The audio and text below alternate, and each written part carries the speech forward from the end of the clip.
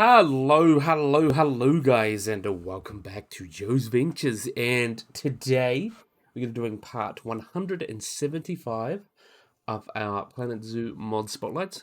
We'll be taking a look at some of the wonderful mods people have been making and use them to talk about some of the wonderful biodiversity we share our world with. So today we've got a couple amphibians and a couple not insects, for exhibit animals, reptiles, and quite a few mammals of quite varieties, including an extinct one and another zebra species, which we all know and love, which is a quite cool one to talk about. So we're going to be starting off today.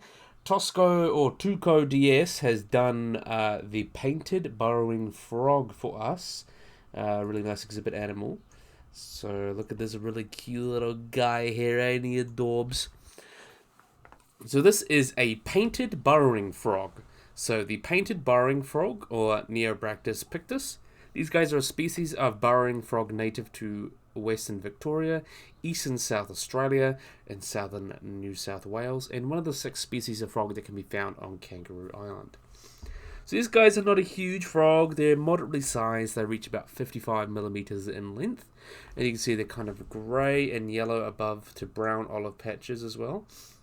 And sometimes they have a thin pale white stripe running down their back, and you can see under them there they've got that white belly there. Let's see if we probably get one with a better look in the light. There we are. See that light belly. The rear toes are also partially webbed, and the metatarsal tubercles, or the structure that assists with burrowing, are completely black. So typically they've got these kind of little black bits there to help with burrowing. The pupils you can see is a vertical slit, and when contracted, the iris are typically a gold color, silver to gold color. So in terms of their ecology, these guys will inhabit waterholes, dams, or pools of watercourses, and woodlands, grasses, or even cleared areas. Males also make elongated thrilling sound when floating on the water after heavy rains, mainly during winter and autumn. And like other species in its genus, it is an adaptive burrower and will often spend times underground or to avoid drought conditions. So in terms of their breeding, eggs are typically laid in loosely apparent clumps, which may break apart, and tadpoles are large and reach about 78 millimeters at about stage 35, and development takes place at about 4 to 7 months, and they metamorphise, which is often occurs about September to November. When threatened as well, they will sometimes rear up on all its legs, inflating its body and to appear larger to dissuade predators. That's a common thing as well. But sadly, it is least concern, but it's still uncommon and is threatened in habitat loss and is classed as endangered in New South Wales. So that is a bit of an issue, probably with changing climate and droughts and things like that. And there are a few other species that are similar too, but we want these guys around for a long time and a good time, because they are quite cool little frogs, aren't they? Yeah, they're brilliant. So that was done by Torquagides. Also made another Australian frog that's much more popular, and you probably have seen it in the pet trade. We have got the White's tree frog. Oh, that's not what we wanted. We wanted to have a look at the camera, so you can see that little guy there. How cute. Let's see if we can find one that's hanging out there. Brilliant. So this is the White's tree frog. Also the Australian green tree frog, or the dumpy tree frog. So these are a species of frog native to Australia and New Guinea, with introduced populations living in the United States and New Zealand, though it's believed that New Zealand one would have died out. And they're quite similar to other species such as the magnificent tree frog or the white-lipped tree frog. So, in terms of taxonomy, they are in the family Hylidae and are only found in Australia and New Guinea, and that includes over 100 species, with the common name being the White's tree frog when it was found by John White in 1790. And it was actually the first Australian frog to be described scientifically, which is quite cool. Its original name was considered the blue frog, despite its green colour, because sometimes when it was damaged and preserved, the green pigments would appear blue. And the specific name Colouredura, which means blue, but actually is meant to be like it was known as simply as the green tree frog, but it was given, but the name was often given to the most common green arboreal species, the green tree frog and like that. But there's actually a 2020 study that suggests that this was actually a species complex. So there is another species, Litora minor, which is endemic to New Guinea. So now it's pretty much just an Australian and New Guinean species. So in terms of description, they are quite a big frog. So they can grow up to about 11.5 centimeters or 4.5 inches, with fully grown females being larger than males. They have also a distinct fatty ridge over their eyes. You can see that there. And the parotogam gland is moderately large. The iris, as you can see, is yellow, and they have that horizontal slit of a pupil. The limbs are also quite short and robust, and you can see they've got these round discs at the end that allow them to basically have adhesive discs, so like little suction cups that allow them to stick to surfaces. And the fingers are about 1/3 webbed, and the toes are nearly 3/4 webbed. And the dorsal colour depends on the temperature and nature of the environment, from brown to greyish green to bright emerald green. And they sometimes will have small irregular white spots on its back. And males typically have a greyish wrinkled vocal sac under their throat, and the throat of the females is white, and the ventral surface of both sexes is creamy white and typically rough in texture. So some arboreal species as well, they will have to hydrodynamically anhydride process. So they'll actually take in condensation basically on their skin and reduce evaporated water loss. They do look quite similar in appearance to the magnificent tree frog, which lives in northwestern Australia, and the white-lipped tree frog typically is mainly their size and these other small things. Like, for example, the white tree frog, you typically have, they don't have that wet stripe that the white-lipped tree frog has. So there's ways of telling them apart if you know what to look for. Typically the appearance of a tadpole, and obviously not going to see a tadpole here, but the tadpole apparently changes throughout development. When newly hatched, they're about 8 millimeters or 0.3 inches long, and when fully developed, about 44 millimeters or 1.7 inches. They are initially molted in black, but increase the pigmentation of either green or brown during development. And you can see quite large eyes that are brown and wrapped in clear jelly, and these eyes are about 1.1 to 1.4 millimeters in diameter. So they have a call that's quite distinctive. It's like a really long, slow bark, like repeated many times. And for most of the year, these frogs call from high positions, such as trees or gutters. But during the breeding season, they'll jump down to ponds or pools where they can breed. And like many frogs, they call not only to attract a mate, to advertise their location outside the mating season. So particularly vocal after rain, but we don't know why. And they do emit a stress call when they're in danger, such as being attacked by a predator or when a person steps on a log, when one is concealed. So in terms of their distribution and habitat, the green tree frog ranges basically from eastern and northern Australia to lowlands of New Guinea. Distribution is limited mostly by warm, wet tropical climates. So they do quite well, but more spread locations. They do live in the Kimberley. They can be found throughout the Northern Territory in Queensland, north and central New South Wales, and especially northeasterly in parts of South Australia. And they do have quite a big range. As I mentioned, they do have been introduced to both the United States and New Zealand. They are restricted to 2 regions of Florida, which they may be introduced by the pet trade. And other small populations be found there, as we don't know what damage they're doing is, because they're just not that common yet, which is good. And several individuals were actually thrown to New Zealand to 1897 to 1899, with further accidental introductions into the 1940s, with no reported sighting of these species since the 1950s. But despite their location, depending on the location, they live in all sorts of different habitats. They prefer moist forests, but they're not strictly limited to rainforests or tropical rainforests. They can be found in the canopies near water bodies, even stands of eucalyptus, or even waterways within surviving swamps and reeds, or in grasslands in cooler climates. And they are a little troubled by the presence of humans and do live quite close to them sometimes, so they sometimes will stray into your house and be found in places such as sinks and toilets. They also could be found outside windowsills at night, eating insects attracted by the light, and may gather outside as well. They sometimes will occupy tanks and gutters and things like that, and usually have high humidity and cooler, so you've got to be careful of that. So in terms of their ecology behaviour, as I mentioned, very docile and afraid of humans. They are nocturnal as well, so they come out in early evenings to call and then hunt for food. During the day, they typically find cool, dark areas such as tree holes or rock crevices to sleep in, and they are not a rainforest species. but make up use of rains or that falls almost daily that collects in leaves and things to keep themselves moist. They also have a waxy coating that helps prevent evaporation in dry periods, and it's what they use to conceal themselves as well. Their diet is typically consisted of insects such as moths, cockroaches, and locusts. They also eat spiders and even smaller frogs, and sometimes even small mammals like bats. And frog teeth are not really that suitable for chopping up prey, so they must be small enough to fit in their mouths. And many frogs do flick out their tongues at prey as victims stick to their tongue as they're drawn into the mouth, and they use this technique for smaller prey, but for larger prey they will pounce and then push the prey into its mouth with hands. And they have few native predators, among them snakes and birds, but since then their male native predators have been introduced by primarily cats and dogs. And they do have quite a long lifespan. The species have an average lifespan of about 16 years in captivity, but some have been known to live over 20. In terms of their breeding, though, the breeding will typically occur from November to February. And during mating season, the males calls from slightly elevated positions in still water when they're close to breed.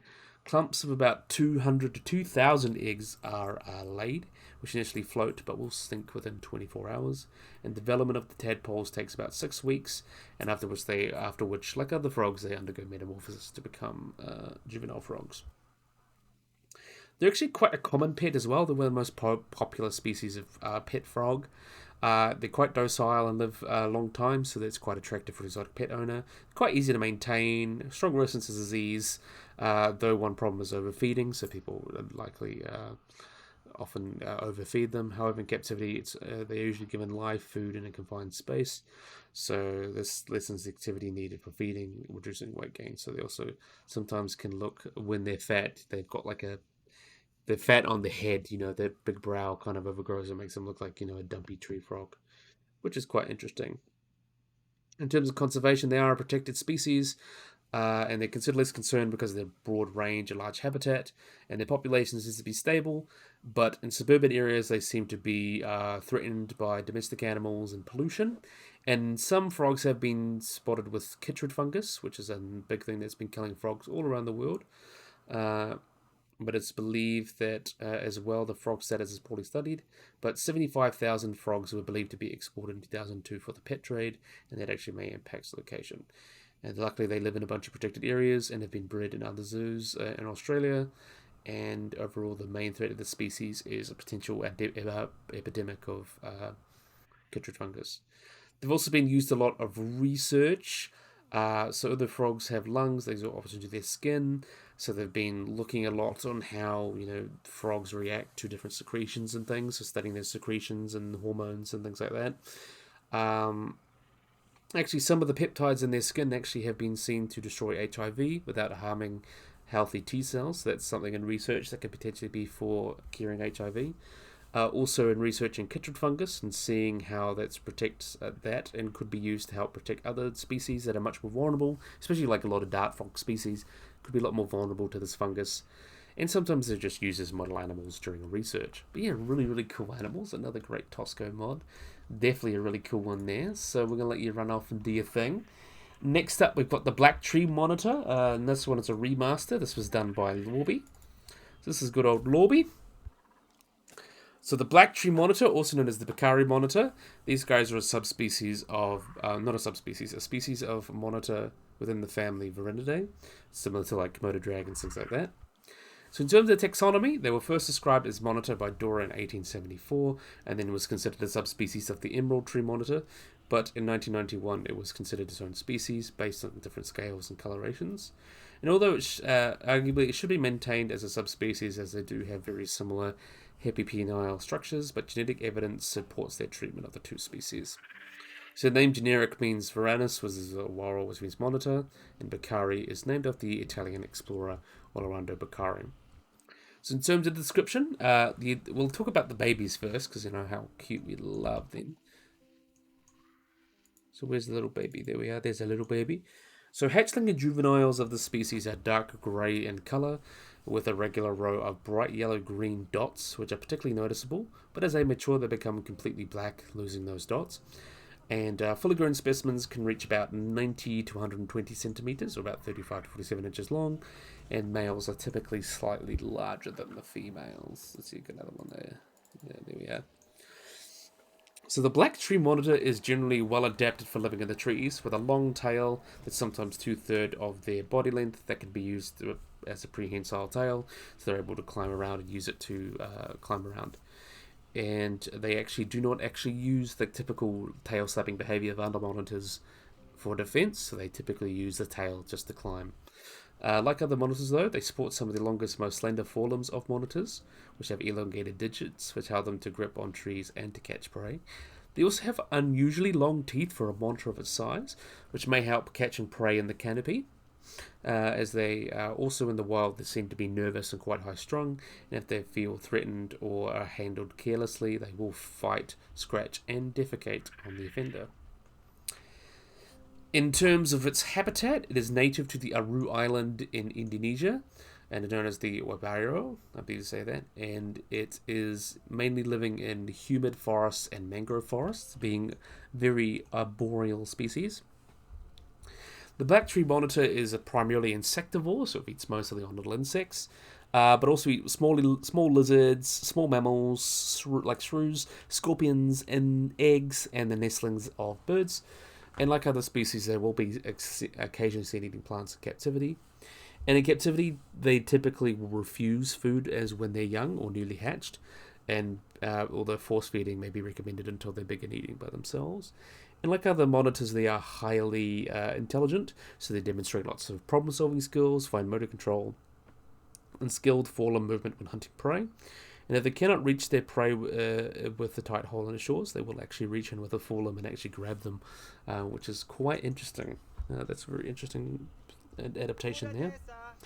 In terms of predators, as they are predators, but they also are preyed upon themselves, they can typically be prey for larger lizards and snakes, or even foxes, which have been introduced to the region.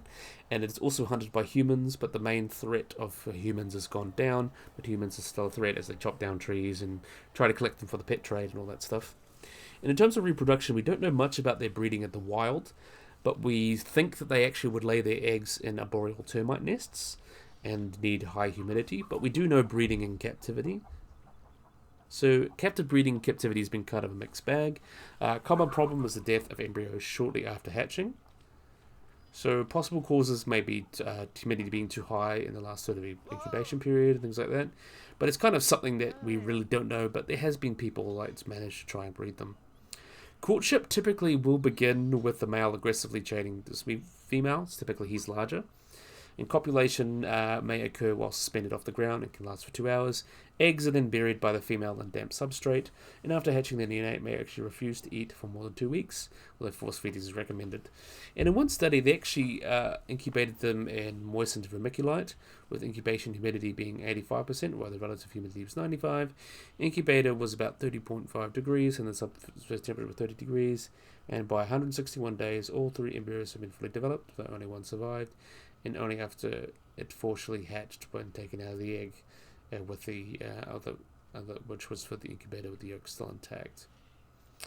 So in terms of conservation, they are considered data deficient as of 2020 because we don't know much about their populations or anything. They're just not that well studied. But things like deforestation, encroachment of farmland, introduced species, and the international pet trade are kind of threats for the species. But yeah, really, really cool. Another great guy. So let's let you run off and do your thing. So next up, we're going to have a look at this one done by Mega Kebab. We've got another little monkey there. We have got the black tamarin, or the black-eared tamarin, or black-handed tamarin as well. So let's have a look at these cute little guys. Oh, that one's not really helpful. Oh, there you are. So this is the black-handed tamarin, or just the black tamarin. So they seem to be related to populations of the same side of talking rivers. There's gene flow, and their closest relative is thought to be the golden-handed tamarin. So they're only found in Brazil, so endemic to Brazil. So they're among the smallest primates. They only weigh about 500 grams, and as with other tamarins, the highlands are longer than their forelimbs, and their thumb is not opposable. And with the exception of their big toe, they do have claws on their all fingers and toes, with as well as 2 molars on each side of the jaw. And the face you can see is generally quite hairless, similar to those of golden-handed tamarins, but without the gold-orange feet of that species. So their typical habitat is, as they mentioned, endemic to part of Brazil, which is limited to the Amazon River to the north, and the Tocantins River to the east, the Jejin River to the west, and until recently the Gratis River to the south. And there's been photographic evidence of black-handed tamarins in Confessia, which is a town of the northeastern region. And some marmosets typically occur in small areas of forest, but they're absent from these regions due to lack of food resources. However, the species actually does seem to be more tolerant of habitat changes than other species of tamarins. And they're arboreal primates that prefer semi-deciduous forests, as it's quite easy to forage, and thick growth is cover from predators.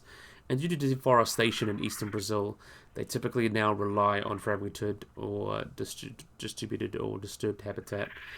Although much of the forest canopy is destroyed, they've been seen moving at all levels of the forest, most active about 5 to 15 meters above the ground. In terms of foraging behavior, they make use of both primary and secondary forests during foraging, keeping primarily to the canopy and spending minimal time on the ground. They subsist largely on fruit, but during the dry season when fruit is scarcer, they'll often take arthropods such as grasshoppers and crickets and eat the gum of trees. And even during the dry season, there's still fruit available, mainly fruit, but they will eat gum and like insects and other little arthropods and things. During the wet season, about 90% of their diet is fruit from as many as 9 different species of tree, and the seeds of many of them are ingested and defecated, so they play an important role on helping trees propagate themselves through the forest. So in terms of predators, due to their small size, they are prey for many animals. These predators include man, diurnal birds of prey, snakes, and various cat species like margais and ocelots, which are capable arboreal hunters.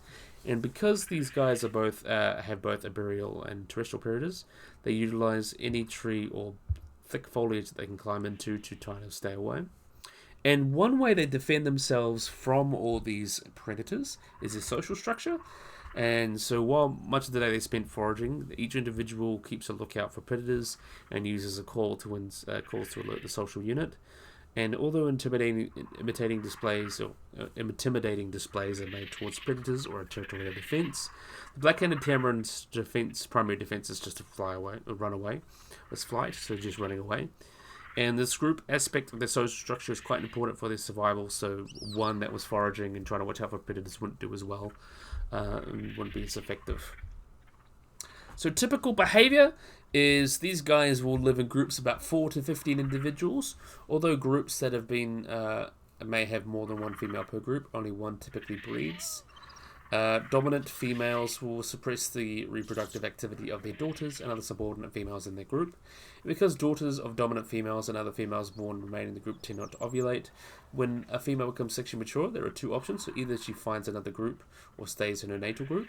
In the later case, a daughter may someday become the dominant female, or she may cease to ovulate. Daughters may compete for the role of dominant female with her siblings, and subordinate members do not engage in sexual reproduction. Let's have a look at the little babies while we're here. Let's see if we can find. There we are, little guy. How cute are you? It's a little guy, little tamarin.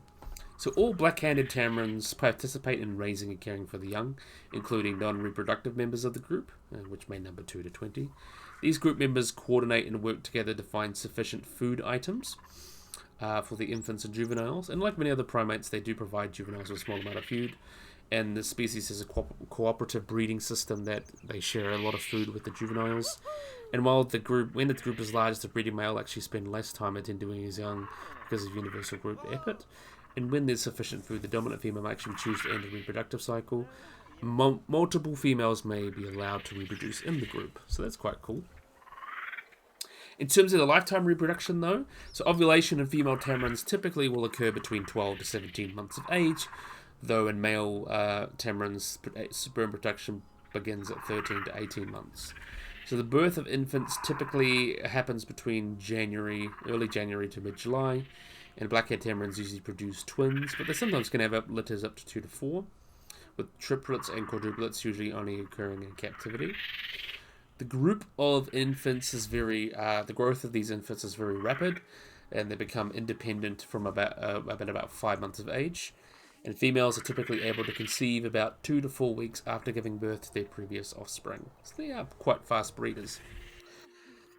So these guys are considered vulnerable by the IUCN, the classic IUCN, and that is because they have believed to have declined about 30% over the last 18 years, and are likely to become endangered if there's not any measures to take place to help protect them.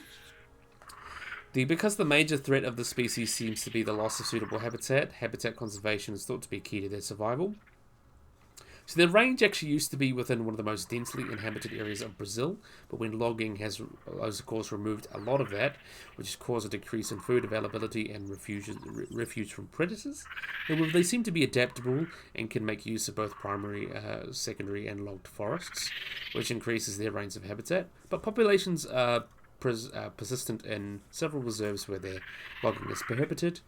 And in central West Brazil, most of them are only able to survive in terms of forest areas on private properties. It is a little bit sad. But yeah, still cool. Definitely a great one there. Lorby's done a great... Not Lorby, Mega Kebab has done a great job with that one. So next up, we've got an extinct animal by everyone's favourite Great Cakes mod. So we're going to have a look at these guys here. So this is a very interesting one. So this is a interesting ungulate. So this is the Protoceros, which means first horn.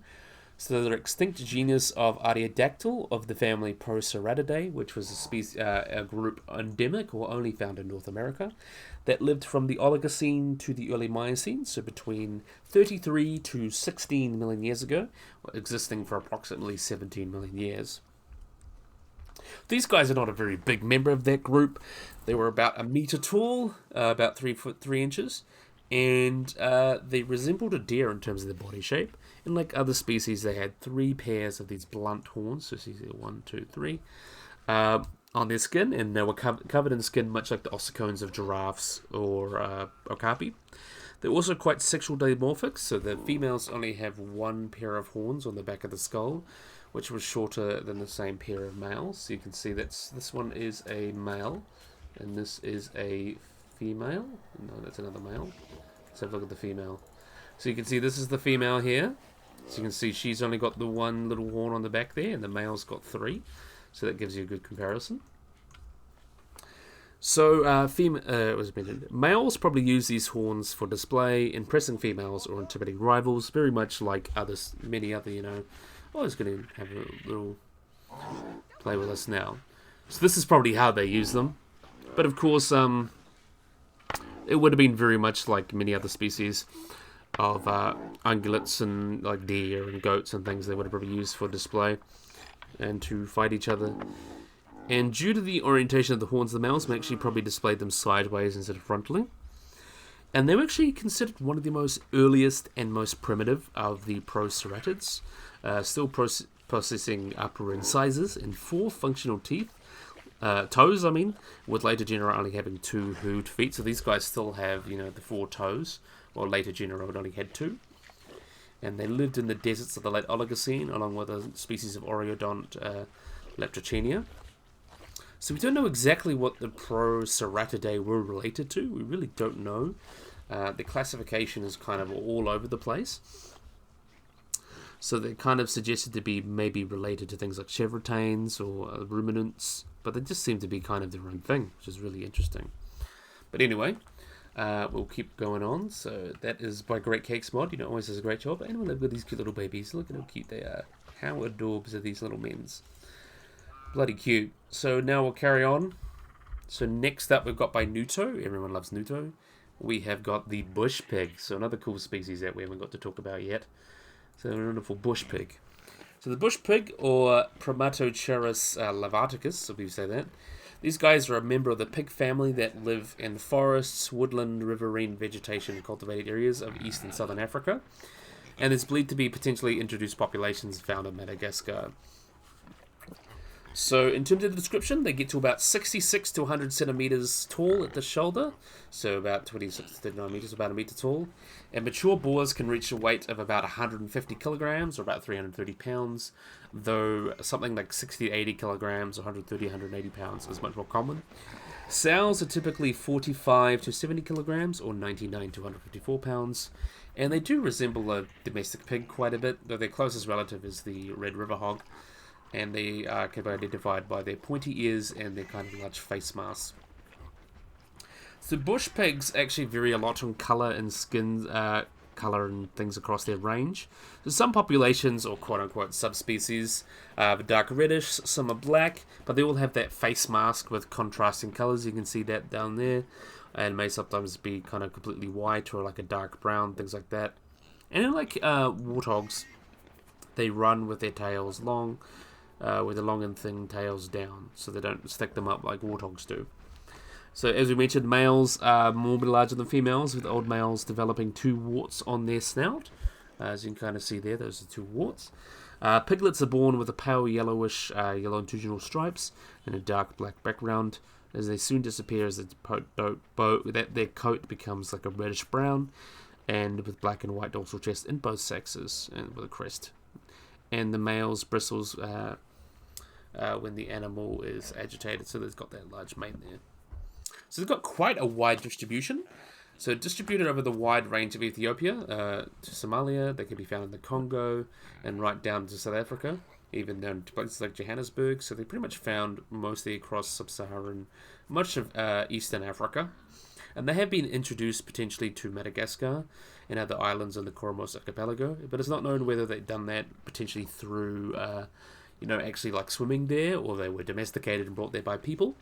And there's been numerous hybrids of them with domestic pigs being reported, which is interesting.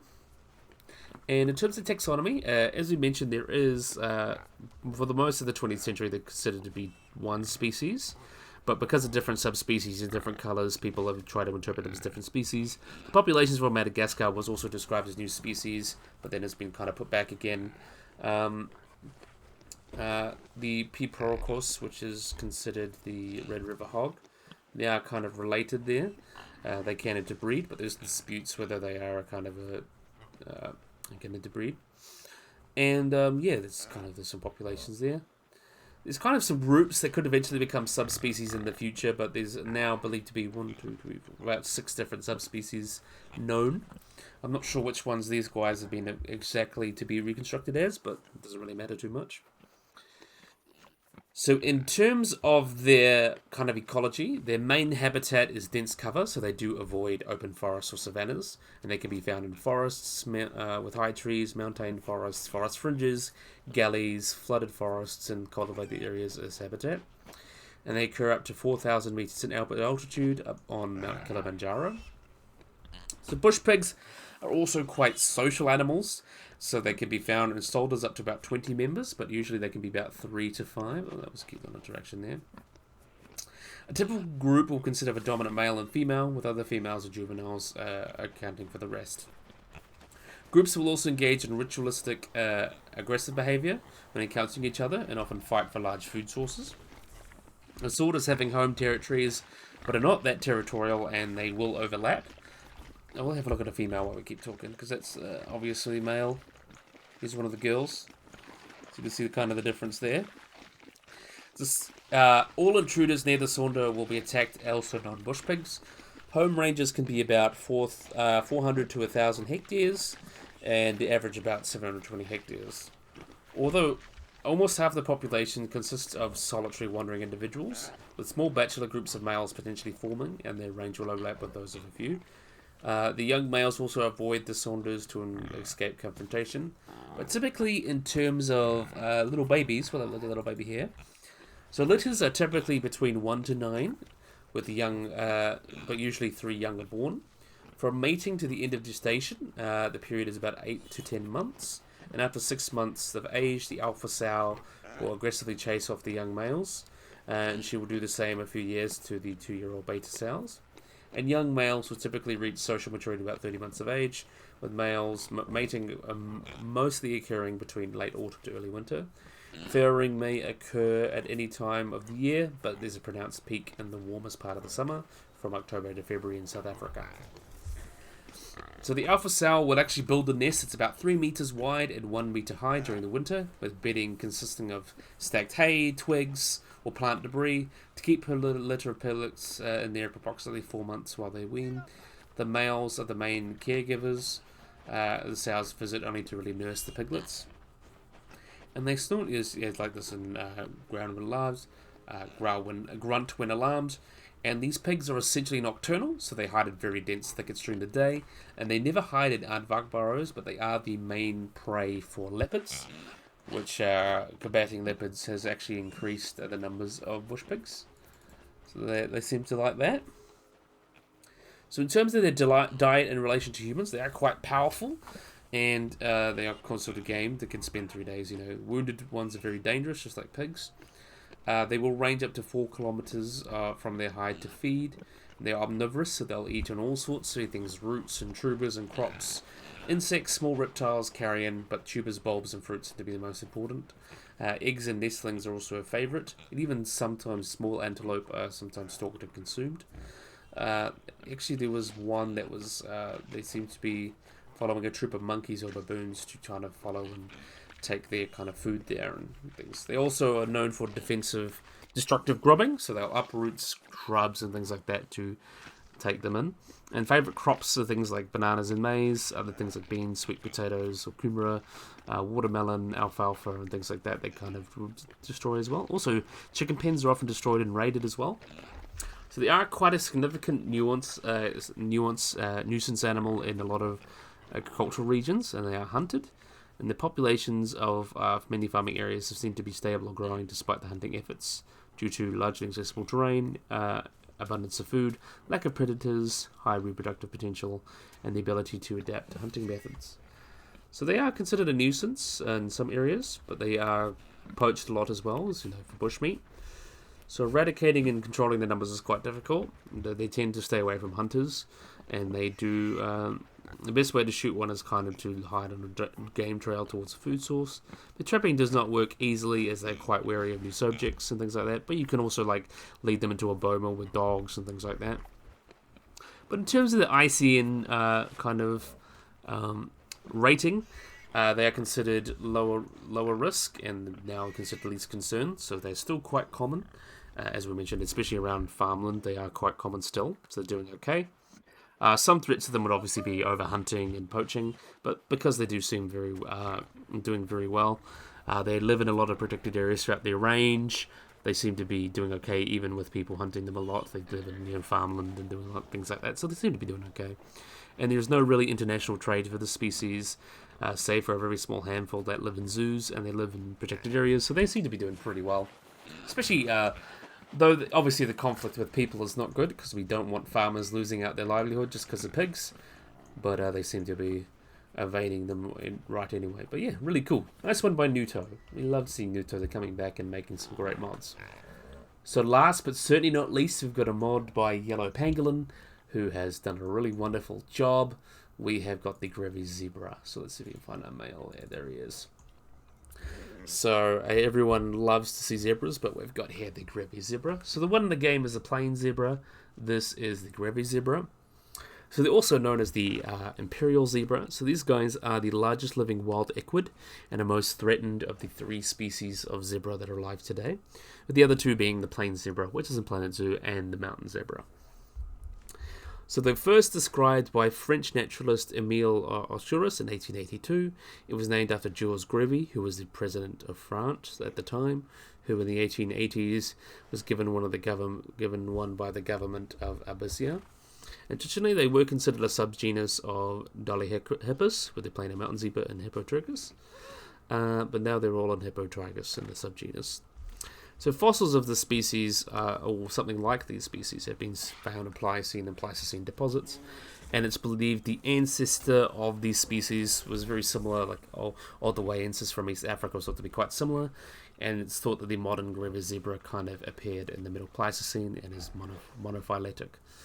And they also seem to be a sister taxon with plain zebra, and in areas where Grevy zebra and plain zebras occur, the 2 actually does sometimes form the same herds, and they will breed as well. So they seem to be doing that alright. So as I also mentioned, they are considered the largest of all wild equids. So they're about 2.5 to 2.75 meters, or 8.2 to 9 feet in head to body length, and about 55 to 75 centimeters, or about 22 to 3-inch tail, and will stand about 145 to 1.45 to 1.6 meters, or about 4'8" to 5'2" in height at the withers, and they typically weigh between 350 to 450 kilograms, or 770 to 990 pounds, which is basically as big as your standard, horse, which is still huge, considering it's a wild horse as well. You don't have like these big Shire horses in the wild, but yeah, these guys are still quite big. They often differ from the other two zebra species by being the most primitive in terms of their characteristics.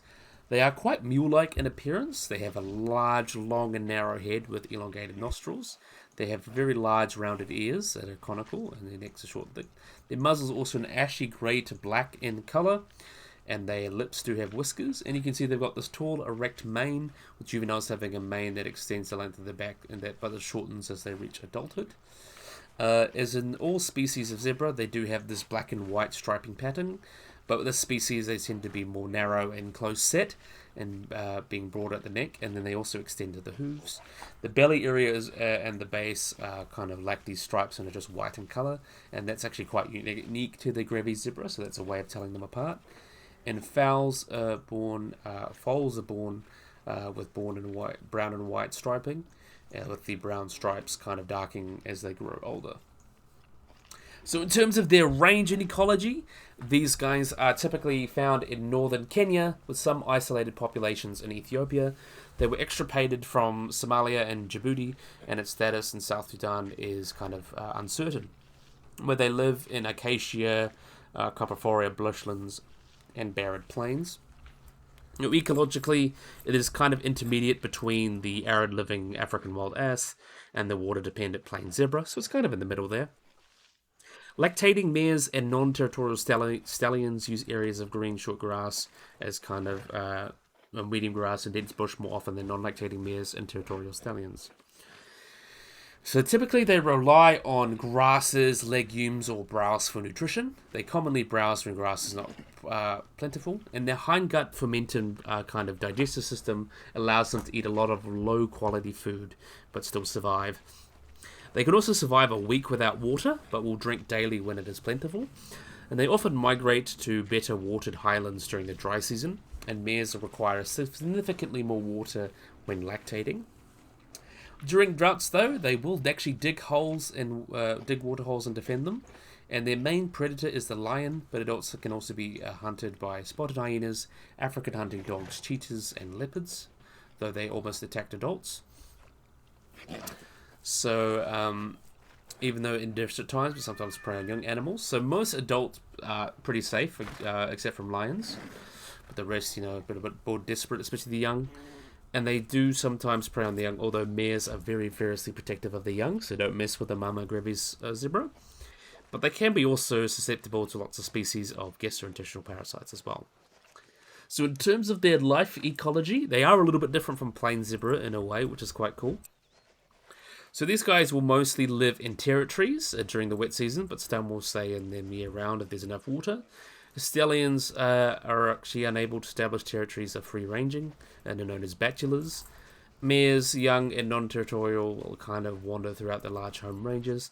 The mares will wander from territory to territory, preferring the one with the highest quality food, with up to 9 stallions may compete for a mare outside of its territory.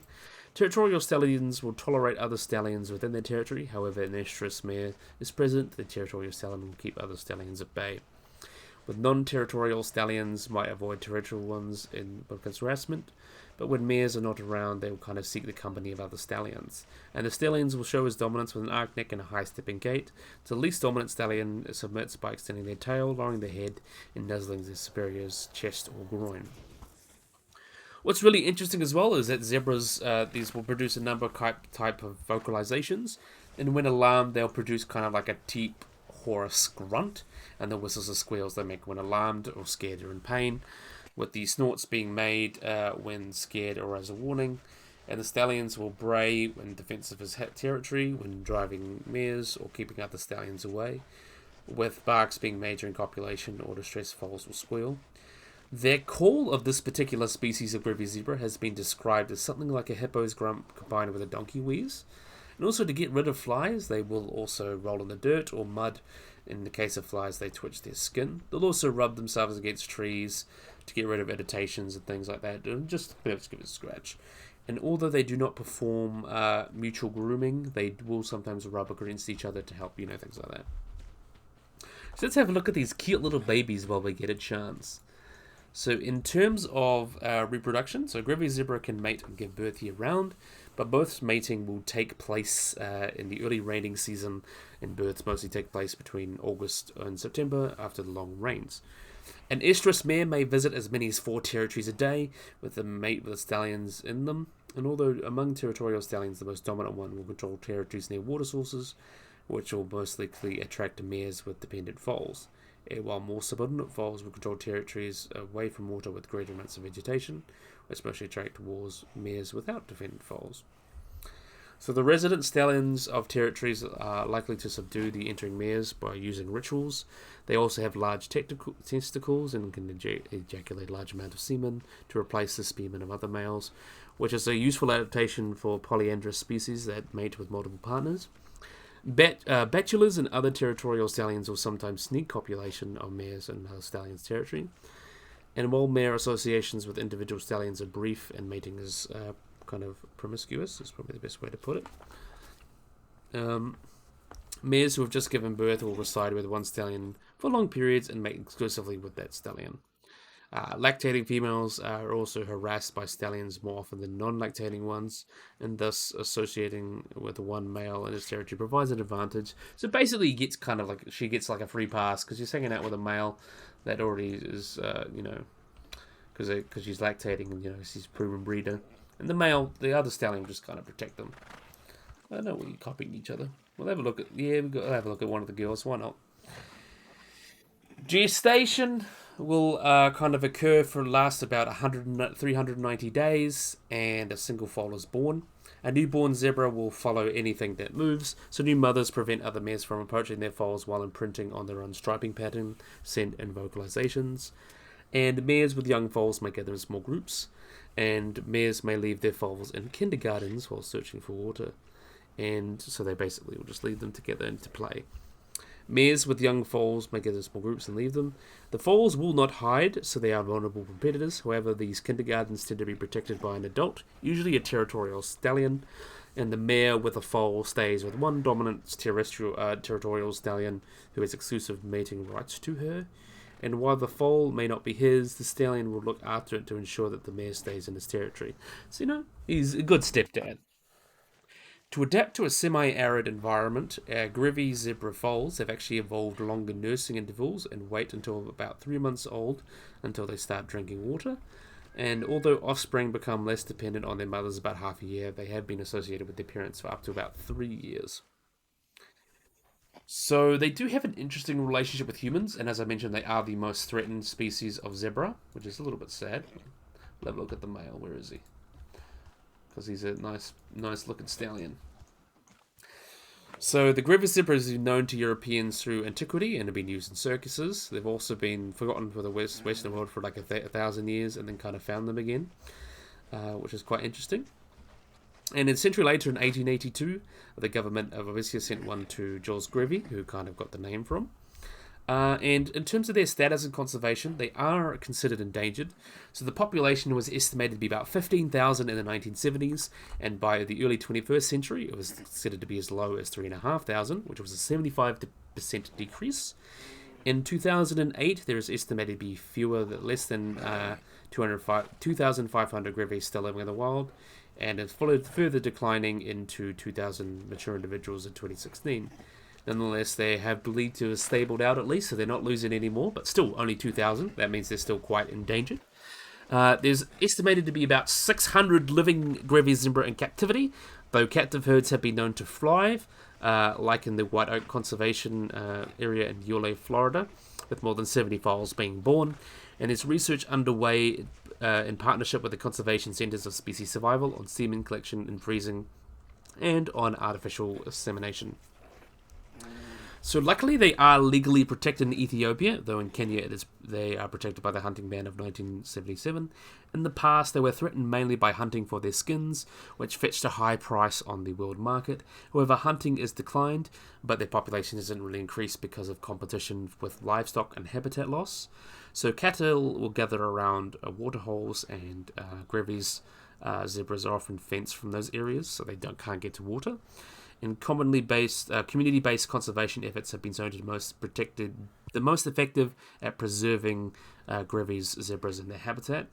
They're sadly less than 0.5% of the range of the species is in protected areas. But in Ethiopia, they live in all sorts of protected areas, such as the Shinobi Sanctuary, the Banara National Park, and the Abale Wildlife Sanctuary. And in Kenya, they do live in places such as Buffalo Springs, Samburu, and Sebaha National Reserves, and the private and community land wildlife conservations of Islo, Samburu, and the Lakabika Plateau. So there are luckily some protected areas they live in, but they are still considered quite endangered, so that's a bit of a worry. Another big thing as well is the meshiki plant that was actually introduced into Ethiopia in 1997 and has been endangering the food of the zebra, the Grevy zebra, and is considered an invasive species. It replaces two grass species, which is called Chicurus stellaris and Cryptopogonum polarisis, which are kind of very important plants for the zebra. So that's kind of their most biggest threats. So things like habitat reduction, competition with livestock. The hunting was a big issue, but not anymore.